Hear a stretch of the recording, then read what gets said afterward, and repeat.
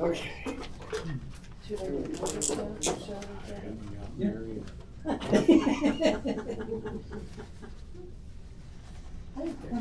I should have brought it in.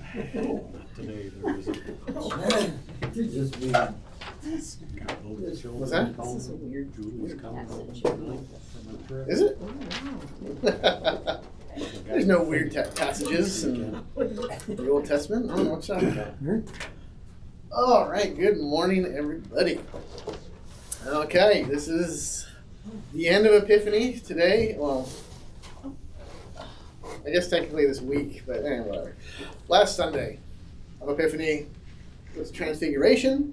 So this is kind of the high points. Everything, Epiphany sort of, it starts off with a lot of little revelations, building, and then today is woo, the big one. So yeah, we've got the Exodus reading is Moses throwing the blood of the covenant on the people, and then Moses and going up onto the mountain, glory of God, cloud, all this good stuff. So we have some direct tie-in with the Transfiguration there. Second Peter is Peter's kind of witness account, or his affirmation of that he was there, he saw with his own eyes what happened at Transfiguration, and we Lutherans love this one because he says, and we have something even more sure, the prophetic word. So Peter is we were there, we saw the amazing glory of God shining all around us, and yet, and as awesome as that was, we have something even more sure, even better than that is the word. So we're A-okay with that. We like that. And of course, the Transfiguration account itself, Matthew's text of this one. So I am preaching on the Transfiguration, Matthew 17. I think I've preached on this Matthew text. What did I see? I saw it at least 6 or 7 sermons already. I opened up my first one just for giggles to see what that one was like, and those early days. Those were rough sermons. Why don't we have a rerun? Oh no, you won't hear any reruns of those early ones. And that was in 14, so I was already kind of hitting my stride a little bit, and I was like, oh man, okay. So anyway, I don't know. We can go in a lot of directions with this. The Old Testament. So when Moses took the blood and threw it on the people and said, "Behold the blood of the covenant that the Lord has made with you in accordance with all these words." I kind of alluded to this a few weeks ago about the Old Testament. So to make a covenant, the Hebrew word is to cut a covenant. And so basically what that meant was that there was a ritual for making a covenant with somebody. So you would basically have a sacrifice where you take a bull or something and you would cut it lengthwise down the middle. And then the two sides, and you would actually walk through.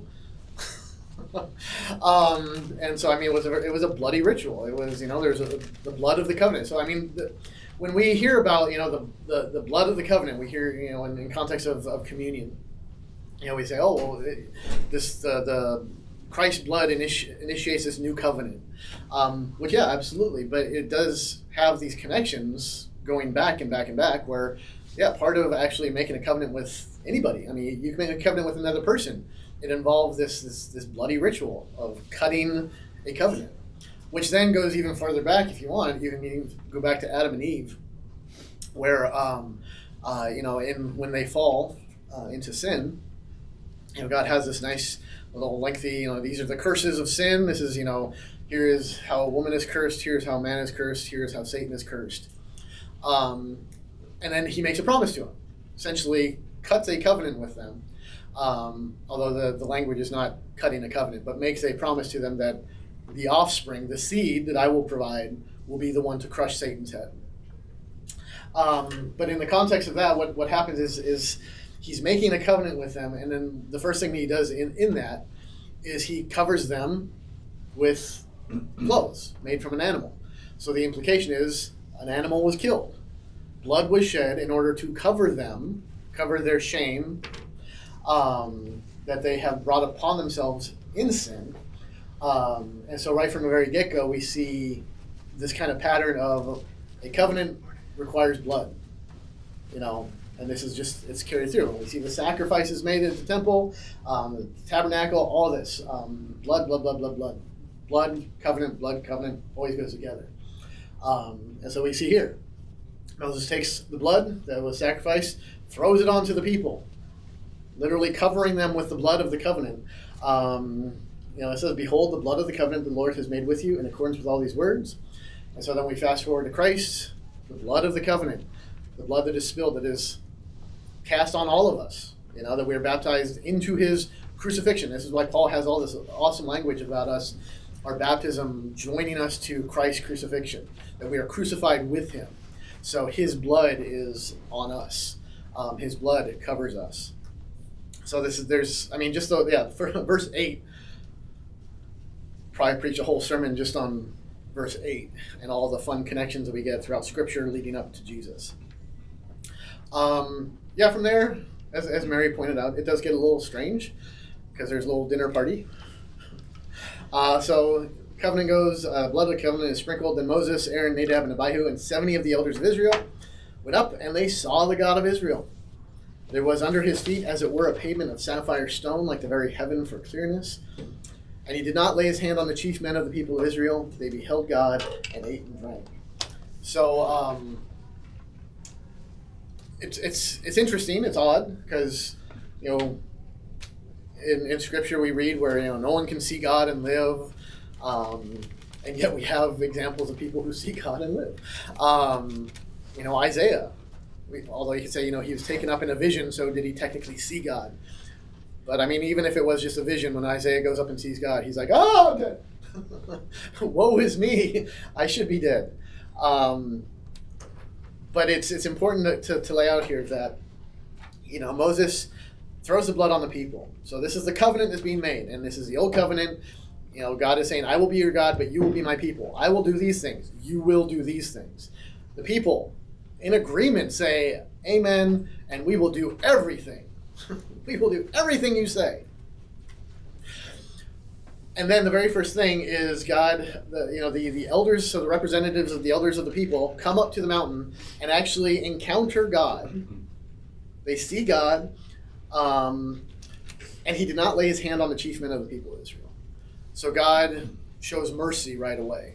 He doesn't strike all these sinners dead from approaching him. He allows this to happen. He allows them to approach him and be in his presence.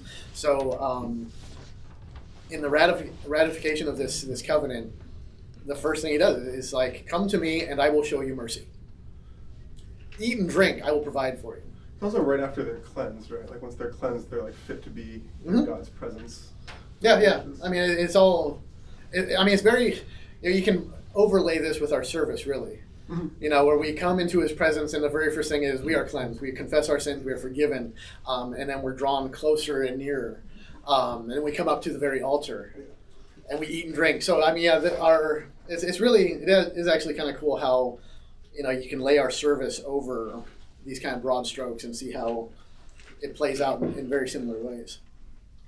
It is worth noting that, this is how God enacts his covenant in mercy, and this is kind of pointing ahead also to what Jesus will fulfill in the new covenant, because we think of old covenant obedience, laws, and all that, and then God expects this, and this is what he's going to do, and yet his actions in it are merciful at the very beginning, mercy and grace. So it's really, really cool stuff. At which point, then God says, okay, Moses, come up, I'm going to give you the law. Here we have the Charlton Heston in all his glory coming up and getting the tablets. And then the nonsense that goes down below, and then on and on. But, so we get, Moses goes up on the mountain, the cloud covers the mountain, The glory of the Lord dwelt on Mount Sinai, and the cloud covered it 6 days. And on the seventh day, he called out to Moses out of the midst of the cloud. I'm sure there's, we can make a lot of good connections with the seventh day, and day of rest, day of all this good stuff.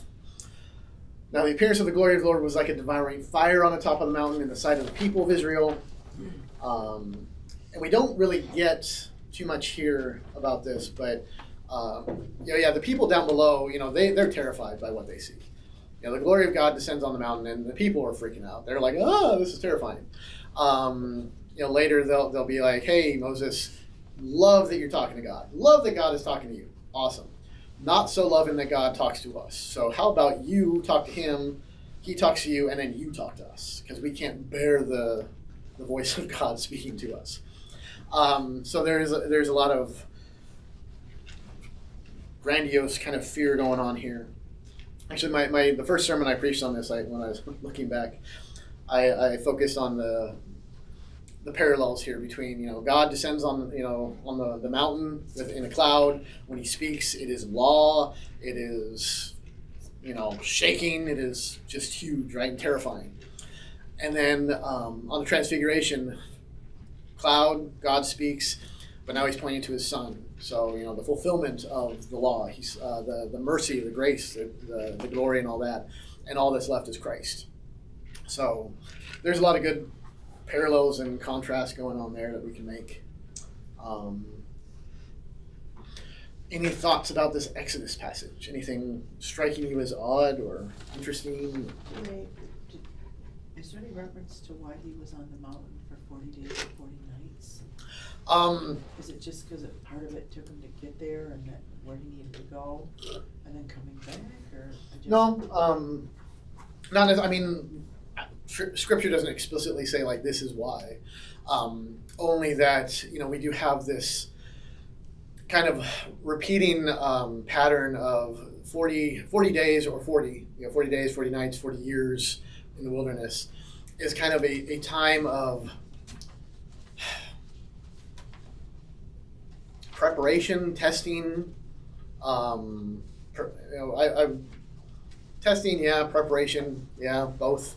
Just kind of the time of trusting in God, that and where the people in the wilderness, for years had to trust in God. He had to feed them. They were completely relying on God. Jesus in the wilderness without food, trusting in God perfectly. Even Moses. So what did he eat for 40 days and 40 nights up on a mountain? You missed the flood. Yeah. The flood too. Trusting in God that he's going to preserve and redeem. So just that would be the connection there, not necessarily like it wasn't. I wouldn't say it's like it was required to be up there for 40 days, 40 nights, but like that's just what happened, and God's ways of doing it was to bring him out as a type and shadow of what was to come in the 40 years, even, dealing with Moses. So. Do you think that in verse 9 and 10, there's any chance that this is like the pre-incarnate Christ that is visiting them? I ask because he's personified here. There was under his feet. Right. He's got feet. And then when they see God in verse 16, Yep. or 15, it's the cloud and the fire again, just like it was when they're leaving them out of Egypt. Right. Yeah, I usually lean on that. And they're coming to receive communion. Right. Well, but that's a very post-cross Lutheran Christian kind of move to kind of assign that back into it. I think it's a clear picture. I don't disagree with it. I think I would say it's valid. Actually, it's funny that you bring that up because one of the things that I was kind of going around with this week, looking at the text, was because that's kind of the way we always look at it. If God, like when God speaks in the Old Testament, we say it's through Christ. Christ is the Word, so He's speaking through the Word. Whenever God interacts with people, it's always mediated through Christ, because Christ is the mediator, right? And so we hold on to the no one can approach God unless it's mediated. Well, this is like a moment of like pure like condescension. Like, right. Come down to you and not strike you dead, but like be one of you. Right. Yeah. The weird part comes is just when, so like God speaks to on the Transfiguration, you actually have God speaking, but not Christ is not through there. Christ, right? Christ is there, and yet God speaks through the cloud. Mhm. So it's like, what do we make of that? Is he still like I'll preface it by saying I think any attempt to try to explain it is going to land us in some heresy. Because you can't split Christ up. You can't say, well, here's the, see, two natures of Christ, right? The man is there, but the divine, and it's like, well, no, you can't do that. Chemnitz is spinning in his grave right now. So you can't do that. You can't separate them. And yeah, it's just, I don't know how you reconcile that together. But that kind of does kind of lead into like, how do we understand when God speaks and being mediated through Christ, and then back here where, I think, the fun thing was Rachel, who she was in Bible study a while back, one of our transferring member or transferring into membership here, she grew up Jewish, converted to Eastern Orthodox, and then now Lutheran. That's a fun trajectory, which I don't think that's the normal route. But the fun thing is that like the Jewish understanding of that, which I mean obviously is going to be very vastly different from ours, is they didn't have any problem with the idea of people seeing God and living. Like even with him saying like, no one shall see me and live. That because we're all sinful, and so we can't really. Right. So like she said she grew up with that, and it was always thought, well, no, they saw God. Which I mean, of course, that because Jesus isn't the mediator, so they would never make that jump like we do. But yeah, they're kind of understanding like, no, they went up and dined with God.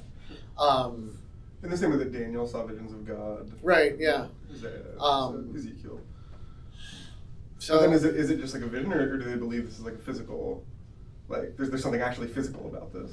Their idea. I assume that it's like it's like not a vision. It's like physically there. Yeah, because they ate and drank. Yeah. Feet. Yeah. Just like physical things. Which I think we would just reconcile that one with just saying like, well, God allowed it in His mercy. It's just because God says you shall not look upon me and live. Well, we look upon Christ. Christ is God. He's hidden in flesh, true, but I mean He is allowing. That is the way He comes and draws near and all that. So I don't know that it's a huge deal. I don't know. I used to make a bigger deal about that. I don't know if I'm just, as I get older, I'm fighting fewer battles that I'm willing to fight, or I don't know. It's not as, for whatever reason, I'm not as hung up on it as I used to be. I used to be very adamant about this. Like, this is, yes, pre-incarnate Christ, and I held the banner for they did not see God. It's like, Do you think there's any significance to the fact that Nadab and Abihu are specifically listed? They're the ones that make the profane sacrifice and get burnt alive just a few chapters after this.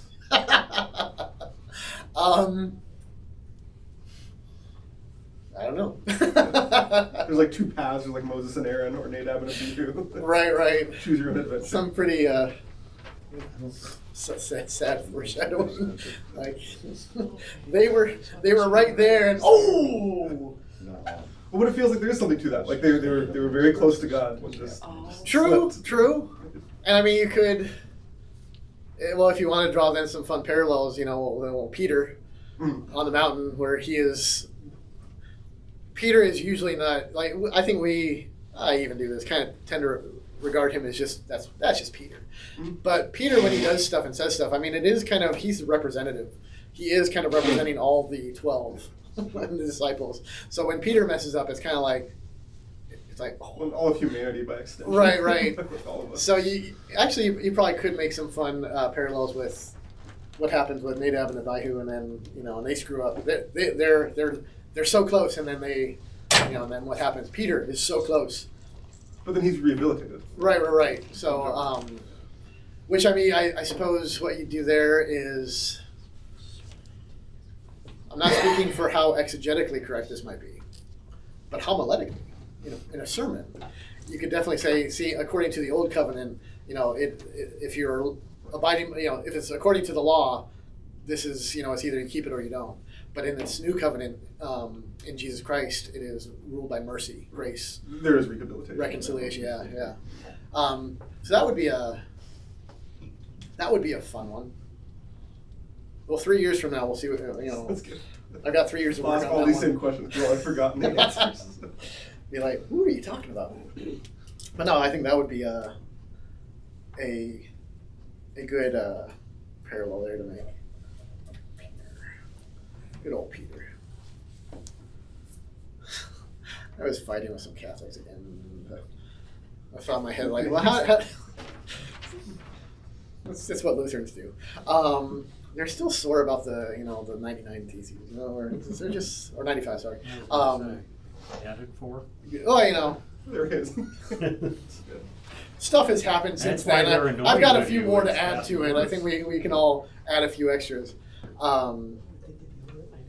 But I was kind of like, that's the easy way to distinguish between if you're a Catholic or not is, what do you think about Peter? Like, oh, he's the first pope. He was amazing. And we're like, yeah, Peter was a mess. Like, wait. Anyway. As were some of the popes. And still are. It's really fun when you really study the history of the popes, Oh, yeah. especially some of them Renaissance ones. Oof. Four Medici's. Yeah, like I didn't. Richest people in the I- world, and they just happen to become pope. Like I never knew.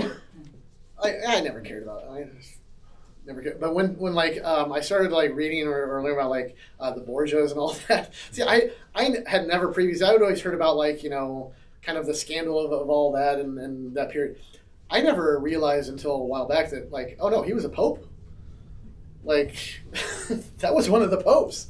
I was like, holy crap, really? Now to be fair, a lot of the more salacious stuff was written by their enemies.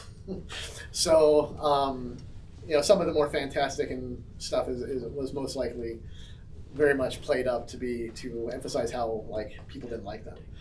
But where there's smoke, there's fire, and so they were, they were.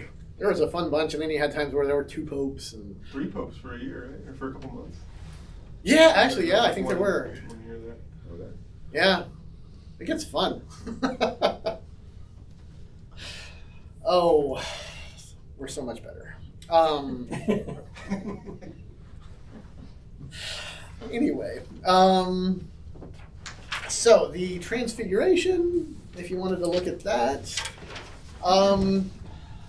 there's a lot of fun things you could do with this. Of course, whenever you start with a text that says after 6 days, it's always good to go back and find out what happened 6 days previously. So this is right after Peter has his like, oh, you are the Christ, the Son of the living God. And he's like, oh, Peter, flesh and blood has not revealed this to you, but my Father in heaven, yada, yada. And now I must go to Jerusalem and be handed over and die. And Peter says, no, this shall never happen to you. And Jesus, get behind me, Satan.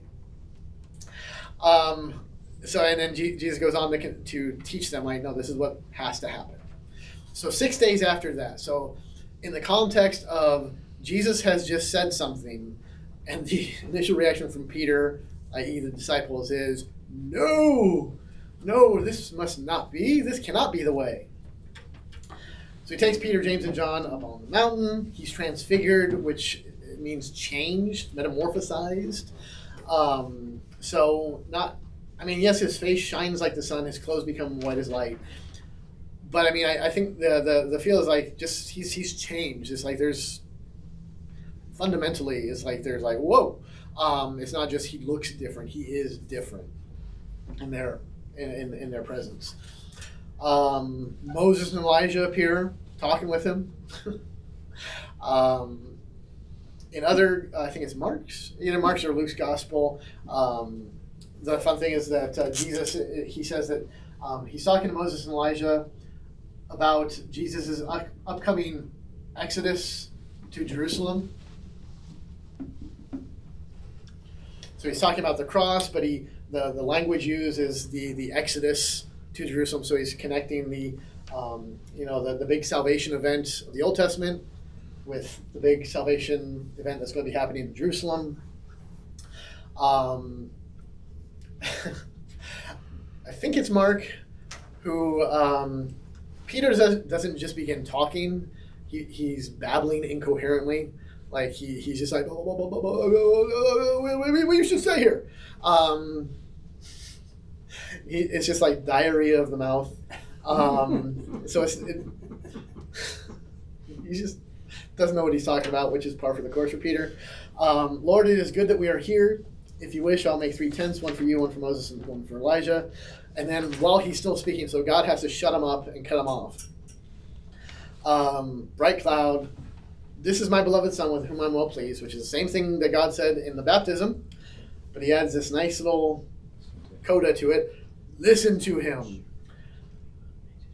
Which is, my God, you can go all sorts of places. You go 6 days before. And when Jesus says, I have to go and die, and Peter's like, no. And God's like, listen to the man. Peter's up there. And Jesus already said, we're going to Jerusalem. So Peter is there. He sees all that. And he says, okay, it's good to be here. Just right there, he's like, okay, it's good to be here, not down there. This is not a good place to be if you're going to go and die. So let's stay here. Let me build tents. Let us tabernacle up here. So Peter is still kind of going off this idea like, hey, let's not do this. Let's just stay in this moment right now. So he's still kind of going back, and God has to shut him up. Like, listen to him. And so we can apply this to us at any given point in time. Whenever we begin to say like, hey, when we speak for God in ways that he has not spoken, God shuts us up and says, this is my beloved son. With him I'm well pleased, not you. This is Jesus. Listen to him. You shut up. Which, I take this very seriously. The day that I go up there and preach my own little sermon about myself or what I think, I fully expect one of you to stand up, point to the cross, and say, that is Jesus' beloved son. Shut up and sit down. But truly, it's like, listen to him. Like, I should not be speaking anything. Nobody should be speaking anything of God that is not fully in line with what God says. That's why I like when somebody comes up here, oh, God gave me a word last night for you. Just stop them real quick and say, does it have anything to do with Jesus? If they say no, say, hey, and walk away. Just say, thank you, no, I gave it the office, and continue about your day. You don't need to hear what somebody thinks God might have said about if it's not according to Christ, his word. If it's not the forgiveness and grace of Christ given to you from the cross, forgiveness of sins, resurrection of the body, basically anything that's not in the creeds, just don't waste your time. You have far more important things to do. So that's a good message right there. Listen to him. It's also fun if you continue past this text because they come down off the mountain and they encounter a boy who's demon possessed, and his dad is freaking out because he's like, your disciples couldn't cast this thing out, and Jesus is like, what's wrong with you guys? So it kind of also leads into that where Jesus told them, he gave them the authority to cast out demons. He said, I give this to you, all right, and now they're unable to do it. So indicates what Jesus will point out to is a little faith, a lack of trust, whatever. So there's a lot of fun things you can do with that. I'm not focusing on that today. Today the message is focused on they fell on their faces, they were terrified, but Jesus came, touched them, saying, rise and have no fear. And when they lifted up their eyes, they saw no one but Jesus only. So fears and terrors in the presence of Jesus. That's kind of the path I'm taking there. So Any thoughts, comments, anything stand out to you in this text that is either interesting or weird? The very last, until the Son of Man is raised from the dead. So he told them he was going to rise again from the dead. Yeah. And yet they didn't believe when the ladies told them, hey, tomb's empty. Yeah. We're stupid and stubborn. That's easy. Maybe part of that was they really didn't understand the transfiguration. Oh, they didn't understand a lot of it, yeah. You know, I mean, somebody were to try to explain it to us, maybe, you know, it might be kind of, I mean. Well, I would I mean, think. I'm not saying it, you know, I'm just saying that the whole idea of it would be. Right. Even now, today, you know. Yeah. Um, I mean, I would imagine, given how the disciples responded, you know, letting Peter be kind of the guide there, is, you know, they heard, but they're like, no, this isn't right. And just the resignation, even like with Thomas, as they're right before they go to Jerusalem, he's like, let's just go and die then. You know, we don't know exactly how he said it, but I mean, he's like, it was very much either they were not sure or, I mean, shoot, what do? We spiritualize the heck out of a lot of stuff. I mean, their whole Christian denominations that Jesus says, this is my body, this is my blood. And they're like, well, he doesn't mean it is his body. No, it's symbolic, it's spiritual, it represents. You know, so our go-to is always to sort of to throw it through our own prism and like, I don't get this, but this is how it feels right to me. But we're also, I mean, we do it in our everyday lives too. And I think yeah. about the fact when you go with like a parent to the doctor or something like that, and you go through all the doctor instructions. And by the time you get them home, you're happy you had a second person there, because sometimes the person that got the instructions and should be following them did not hear what the doctor actually told them to do. True. And you know, it's kind of like that sort of thing. I mean, it doesn't have to be, I mean, we talk about how we spiritualize it, but Yeah. sometimes we just hear what we're prepared to hear. And there's also this thing, selected here. I was going to say, well, I mean, you've gone to plenty of funerals. You've seen people go through death and all that. But you don't know what it's going to be like to lose that one person until you go through it. And you're not prepared for it, and you're going to have to process it. All the preparation in the world is not going to necessarily help with your processing it. Because it's like, now you have to deal with it. So yeah, like he dies. Yeah, he's been saying, I'm going to die and rise again. But now in that moment, he's dead. I mean, a lot, you know, human nature and just our own grief and like, hey, preaching to the choir here where it's like, yeah, I tell people grieving, they will rise again. And it's like, the response is kind of like him, Mark, I believe, help my unbelief. It's like, I know it, I don't feel it right now because it hurts. So there's always going to be that disconnect. And there's always going to be just like that failure to get there. But I mean, that's the grace of Christ. It's like he doesn't wait for you to get there. He's like, I got you. Do you think it was clear to them when he said the Son of Man that he was talking about himself?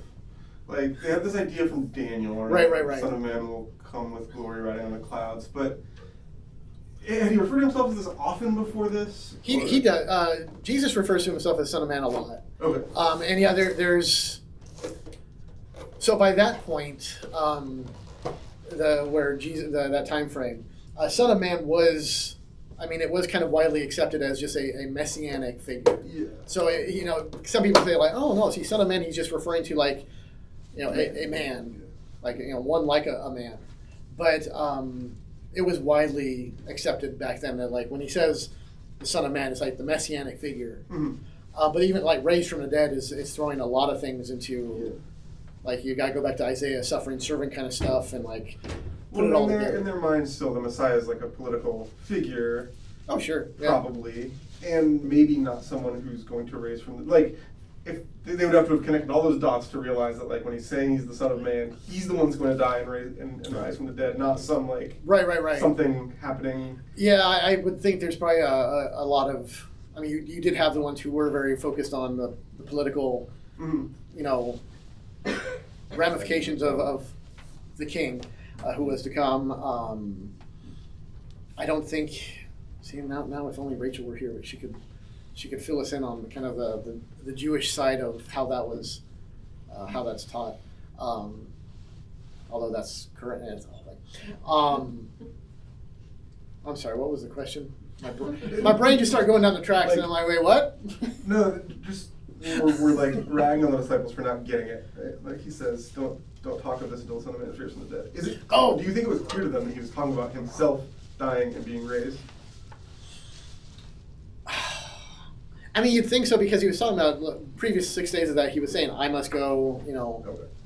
pretty sure it says, "I must go." I don't think he said the Son of Man. Because then they do like harken back to this after the resurrection. It says Right, things right, about right, his right. disciples remembered what he had said. Yeah, and I But think, the but and why did they remember what he said? Because he was then. Well, they remembered it because he said the Spirit will come and teach you and put these connections together Sure. for you. It's not just that they got smart. Yeah. They were still probably fairly headstrong. Yeah. We'll use that politely, but. oh, actually, no, he does say, "For the Son of Man is about to come in the glory of his Father with his angels. He will." Oh, wait a second. That right there. I makes must go sense. to Jerusalem and suffer much. Okay. So you might be able to kind of try to cleave that and say, first he says, "I must go to Jerusalem and suffer and die," Mhm. but then he says, "For you will soon see the Son of Man come in Right. glory." And So- that's like a clear reference to Daniel. Like they're expecting something. Right. Along those So lines. they might not have necessarily put those connections together. When certainly they don't understand the whole how it all fits together. And then the whole messianic secret part where he tells them like, "Don't tell anybody." And in other places he heals them. He's like, "Don't tell anybody." No problem, we don't understand it. So Right, we right, don't right. tell We couldn't. anybody. But I mean that's kind of part of the understanding of that messianic secret is that you don't get it. You think you get it, you don't get it. So if you're going to go spout off, you're going to get it wrong because you don't have. I will send the Spirit to recall all these things, to deliver and then to open your understanding to the Scriptures. I mean, there is a practical side of shut up because you don't know what you're talking about, which, yeah.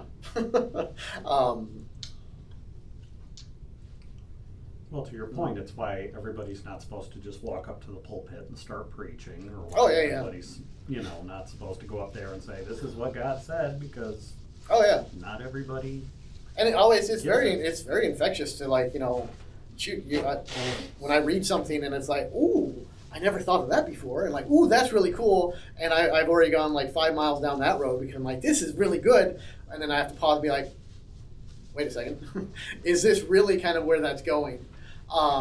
And usually I have to come back quite a bit, and if not, just start over, or at least like, you know what, this is the good stuff right here. All this other stuff, eh.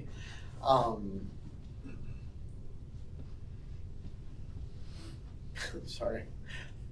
Listening to a very long podcast this week about interpretation and understanding Scripture, and it was a whole thing. So it was from a very, very, very smart guy from the seminary who's now retired. And every time I listen to him, it's just my brain melts because I don't get what you're saying at all. Pretty sure he's right, but that's just is that the Vols one? huh? Is that the Vols one? Belts, yeah. Yeah, Belts, yeah. Yeah. Haven't listened to it yet. Okay. Yeah, it's something. It's good, but it's just like he starts talking about linguistic theory and getting Yeah. deep into that and first, second, third level interpretations and meanings, and talk about that if you want. Is it worth listening to? Is it worth listening to? Yes and no. If you can understand. Well, yeah, it is if you understand what he's talking about. Which one of the knocks on he's got a couple books out that mainly seminarians. And when he actually in his podcast he comes right out and says like, this is not for people who are just kind of like, I want to know more about the Bible. He's like, this is for people who are coming to Bible study with their Bibles out, their notebooks, their pens, their papers, their everything, and they're ready to like dig deep. So yeah, if you understand what in his books, like you have to kind of already understand where he's coming from to understand what he's writing about. So it's not very easy to get into, and after a while, it does start to make sense, and it takes a while for him to get into like I listen. Even I've heard him speak. I didn't take any of his classes because he used to throw things at students. Well, not things, stuffed animal. Because he did like Greek and exegetical stuff. So if you did a Weasley, what he called a Weasley translation, so just a weak one, he had this stuffed weasel and he'd throw it at you. And at that point in my early 30s, I'm like, I can't handle this right now. This is not what I want out of my life. So I took David Lewis. It was a lot friendlier. Never threw anything at us. But yeah, it takes a while to get into it. Anyway, cool. Anything else before I just start babbling on? Cool. Well, like I said, it's going to be about that last little portion, verses 6, 7, and 8 will be the sermon text. No spoilers today.